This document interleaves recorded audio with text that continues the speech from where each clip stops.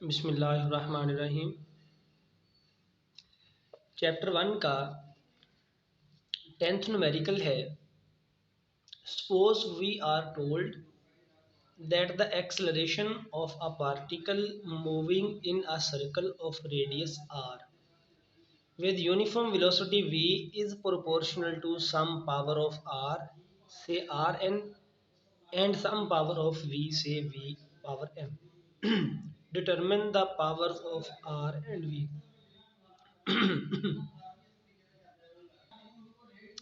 Acceleration r की power n और v की पावर एम पे डिपेंड करता है, तो हमने एम और एन की वैल्यूज़ मालूम करनी है।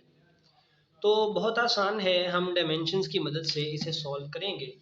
तो ये हमें गिवन है कि acceleration is proportional to power of r n and proportional to power of r m. तो हम दोनों को कंबाइन कर लेते हैं। इक्वेशन 1 और 2 को कंबाइन करके लिखें तो आएगा acceleration is proportional to r n v power m. और हम जानते हैं कि अगर हम प्रोपोर्शनलिटी को ख़त्म करके इक्वलिटी का साइन लगाएं तो हमें यहाँ पे एक कांस्टेंट लगाना पड़ेगा, जिसे कांस्टेंट ऑफ प्रोपोर्शनलिटी कहते हैं, और साथ आ जाएगा आर की पावर एन और वी की पावर एम। अब क्योंकि हम जानते हैं कि अगर एक इक्वेशन दुरुस्त है डायमेंशनली, तो उसकी लेफ़्ट हैंड साइड और राइट हैंड साइड की डायमेंशन सेम होनी चाहिए। तो हम इस कॉन्सेप्ट का इस्तेमाल करेंगे।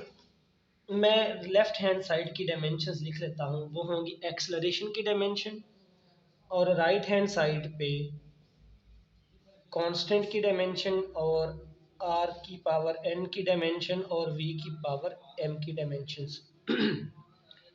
एक्सेलरेशन, इसको हम डिफाइन करते हैं rate of change of velocity, और इसके डायमेंशंस हम जानते हैं, पहले भी कैलकुलेट की पिछले लेक्चर्स में। तो एक्सेलरेशन की डायमेंशन होगी, बल्कि मैं कैलकुलेट यहाँ पे साथ कर ही देता हूँ। एक्सेलरेशन को लिखते हैं वेलोसिटी ओवर टाइम। कांस्टेंट की कोई डायमेंशन नहीं होती, तो इसके लिए हम 1 लिख देते हैं, आर की पावर एन, और वेलोसिटी को हम डिफाइन करते हैं डिस्प्लेसमेंट ओवर टाइम। ये पावर मैंने बाहर लिख दी एम। हमने तमाम डिराइव्ड क्वांटिटीज़ को बेस क्वांटिटीज़ की टर्म्स में लिखना है। तो जैसे यहाँ वेलोसिटी को डिस्प्लेसमेंट ओवर टाइम लिखा, इधर भी मैं वेलोसिटी को डिस्प्लेसमेंट ओवर टाइम लिखूँगा, तो बटे में टी, और ये टी दो आगे, यानी वेलोसिटी की डेफिनेशन से ये है आर की पावर एन, और ये डी ओवर टी की पावर है एम। अब हमने इन डेराइव्ड क्वांटिटीज़ को बेस क्वांटिटीज़ में कन्वर्ट कर दिया, यानी डिस्प्लेसमेंट फासला है, लेंथ है, बेस क्वांटिटी है, टाइम आर, ये सारी बेस क्वांटिटीज़ हैं। तो डायमेंशन यहाँ से बनेगी डिस्टेंस के लिए एल, टाइम के लिए कैपिटल टी, और ये टी स्क्वेयर बनेगा,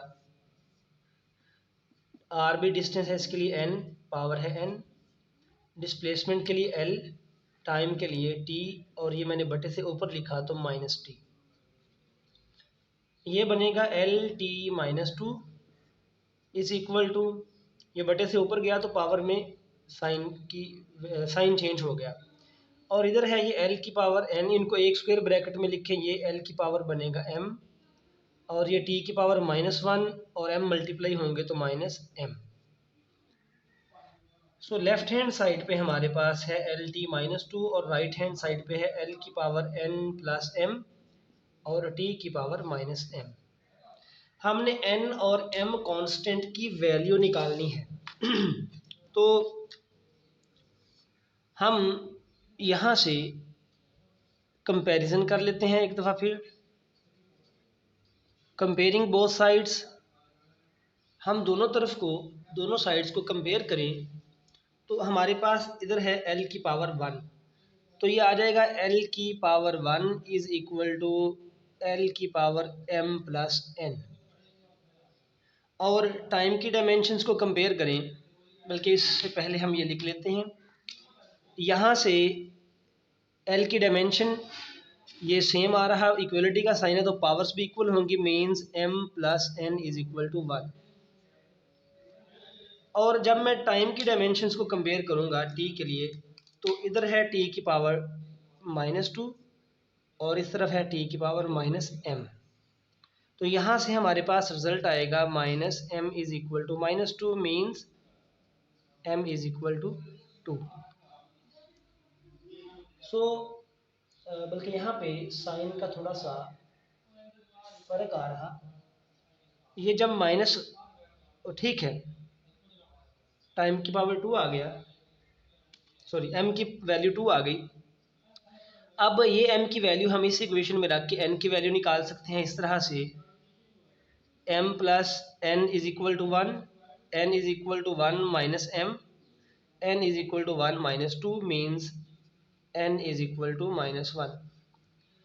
तो हमने डायमेंशंस की मदद से कंपैरिजन करके ये m और n की वैल्यूज निकाल ली हैं। हम फाइनली लिख देते हैं m is equal to 2 and n is equal to -1। तो हमें इस क्वेश्चन में यही कहा गया था कि हम r और v की जो पावर n और m है उनकी वैल्यूज निकालें। तो m की वैल्यू 2 आ गई और n की वैल्यू आ गई -1, और बहुत आसान है, जस्ट हमने डायमेंशंस की मदद से ये पावर्स निकाल ली है।